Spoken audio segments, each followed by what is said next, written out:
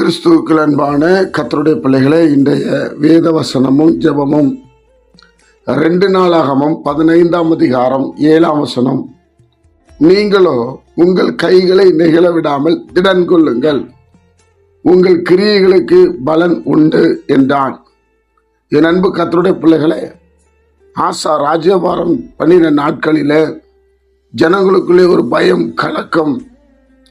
என்னுடைய பிள்ளைகளே, இங்கே தீர்க்கதரிசி எழுதுகிறார், நீங்களும் உங்கள் கைகளை நெகிழ விடாமல் திடன் கொள்ளுங்கள், சோர்ந்து போகாதீங்க, இருக்கிற சூழ்நிலைகளை கண்டு பயந்து போகாதீங்க, பிரச்சனையை கண்டு சோர்ந்து போகாதீங்க, திடன் கொள்ளுங்கள், உங்கள் கிரியைகளுக்கு உங்கள் செயல்பாடுகளுக்கு பலன் உண்டு என்றான். நீங்க என்ன செய்தீர்களோ அதற்கு பலன் உண்டு. கர்த்தர் உங்களை கைவிட மாட்டார். அதனால சோர்ந்து போகாதீங்க, திடனற்று போயிடாதீங்க. நீங்க திடனற்று போயிடாதீங்க. நம்ம கர்த்தர் கைவிட மாட்டார். பிரியமானவர்களே, இன்னைக்கு கூட இதை கேட்டுக்கொண்டிருக்கிற நீங்கள் ஏதோ ஒரு காரியத்துல கைகளை நெகிழ விடாமல், அப்படின்னா சோர்ந்து போகாம, பலனற்று போகாம தைரியமா இருங்க, திடனா இருங்க. உங்கள் செயல்பாடுக்கு பலன் உண்டு. கர்த்தர் இறங்கி வருவார், உங்க காரியத்தை அன்பாய் விசாரிப்பார், பிரச்சனைகளை மாற்றுவார்.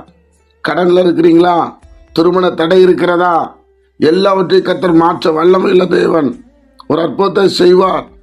தேவனுடைய பிள்ளைகளே, உங்கள் செயல்பாடுகளுக்கு பலன் உண்டு. தேவன் பலத்தை தர உண்மையுள்ளவராயிருக்கிறார்.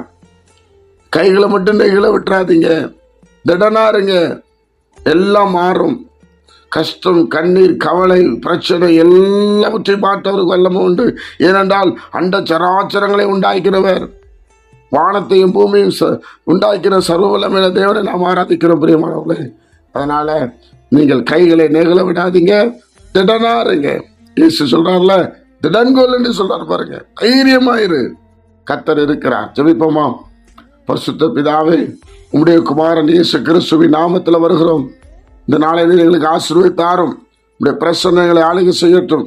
நீரே எங்க மத்தியிலே பிரசன்னராயிருந்து கர்த்தருடைய மகிமையின் பிரசன்ன இறங்கும்படி ஜெபிக்கிறோம். ஆட்டுக்குட்டியின் ரத்தத்தை தெளிக்கிறோம். கேட்கிற பிள்ளைகள் மேல பரிசுத்த ஆவியினுடைய அபிஷேகம் உண்டாகட்டும், சமாதானம் உண்டாகட்டும். இயேசு கிறிஸ்துவின் நாமத்தில் கர்த்தர் பொறுப்படுத்திக் கொள்ளுங்க.